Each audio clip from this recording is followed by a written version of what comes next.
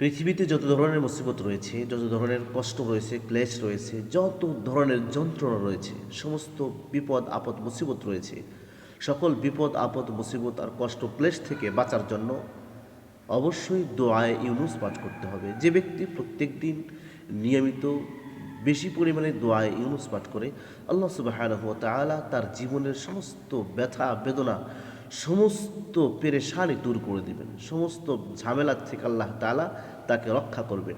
যে কোনো বিপদ আপদে পড়লে আপনি পাঠ করবেন, লা ইলাহা ইল্লা আনতা সুবহানাকা ইন্নী কুনতু মিনাজ জালিমিন।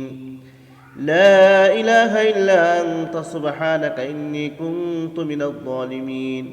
لا إله إلا أنت سبحانك إني كنت من الظالمين. لا إله إلا أنت سبحانك إني كنت من الظالمين. لا